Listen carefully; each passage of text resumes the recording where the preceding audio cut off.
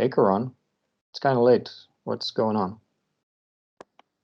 Alex, I can't sleep. I just keep on worrying. What about? It's the dog and cat meat trade. I'm worried that I will be the cause of the next pandemic. And there are so many ways that it could cause damage. The traumatized animals, the poor hygiene, the extensive networks involved. It really could lead to disaster. I know what you mean. Let's talk about it. It's part of our job at Four Paws to reveal suffering and to rescue and protect animals under human influence. So go ahead, tell me more. Well, Alex, an incredible number, 30 million dogs and cats, are killed in Asia every year for their meat. The dog and cat meat trade, I'll call it DCMT from now, involves extensive networks crossing internal and external borders and so many dangerous practices. On top of the real and potential public health effects, it contravenes many principles of the One Welfare framework, affecting animals, humans, and the environment on a large scale. This is a problem that we really need to work together to address. That does sound horrifying. Let's go through this from the very beginning, following an animal's journey through the DCMT. So, Alex, the dangers start right when the dogs or cats are captured. They're often stolen or just taken off the street, and in some cases, traded. Poison is sometimes used to kill the dogs, and there have been cases in the past of young children, 3, 4 years old, eating this poison and being killed or grievously injured. Dogs are also often beaten into submission.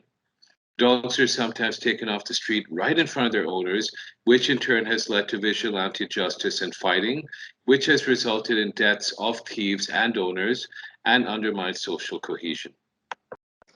It doesn't get any better at the next step.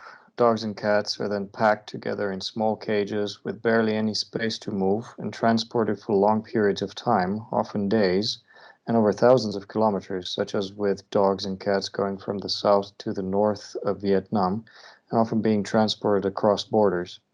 The animals are rarely fed or given water at any point, and traders actually acknowledge that a large percentage of these animals will be dead upon arrival.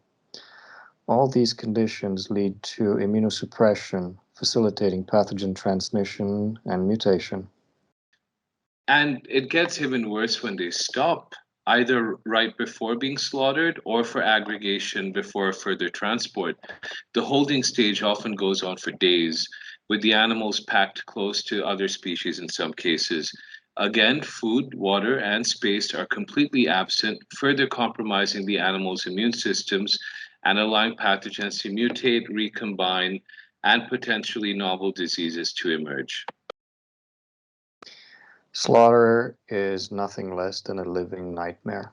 Either done in live markets or improvised spaces, the slaughter of these animals is done with no consideration to their welfare, the well being of passersby, or to hygiene. Waste from these places goes directly into the environment, including nearby bodies of water, fields, streets, and so on. Going very briefly on how animals are slaughtered, we see that this most often is being done by drowning groups of animals, bludgeoning to death, or sometimes even blow torching them alive. We've often seen this being done in front of the public, and even worse, in front of children. The cruelty of the trade seen at every stage has a negative effect and unfortunately desensitizes people to violence. We've even heard of cases of animals being stuffed with water or sand to increase their sail weight before slaughter. Again, more torture and suffering. Alex, besides that, we've spoken about waste going into the environment, but I still don't quite understand how can the trade affect biodiversity?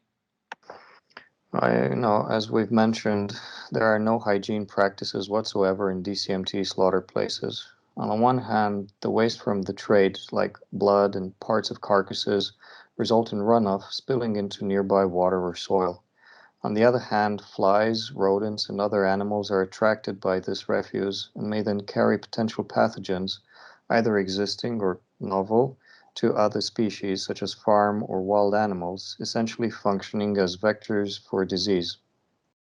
And it all sounds so violent and extreme at pretty much every stage. This has harmful effects for society, particularly children that view the trade. The vigilante incidents are very troubling. We simply cannot have people fighting and killing each other. And not to imagine the distress and anger for an owner who finds their dog or cat missing and knowing where they most likely will end up. Besides the theft, the DCMT contravenes multiple laws, including those on animal transport, disease control, and hygiene, with constant ignorance of these laws also potentially disrupting social structures and wider law enforcement. And now we arrive at the one point you are most worried about, Karan, the potential for the DCMT to be the cause of a next pandemic. DCMT is worrying indeed. The capture of the animals from different origins, the transport and holding with no food and water, the horrific slaughter, all of these actions provide ideal conditions for pathogens to mutate, be transmitted, and for novel diseases to emerge that could also pass the species barrier, leading to what we've witnessed with SARS, MERS, and ours, COVID-19. And we haven't even talked about the existing debilitating pathogens such as rabies, cholera, and trichinella, which have been factually linked to the DCMT, with rabies outbreaks being seen in association with DCMT in multiple places in Asia. So now you know why I can't sleep, Alex. The DCMT presents threats to human and animal well being, with ramifications to disease control, animal welfare, environment pollution, and having psychological and social effects. These threats are seen at multiple stages, from capture to transport to slaughter and even after sale, with the extensive networks involved at all stages increasing the threat.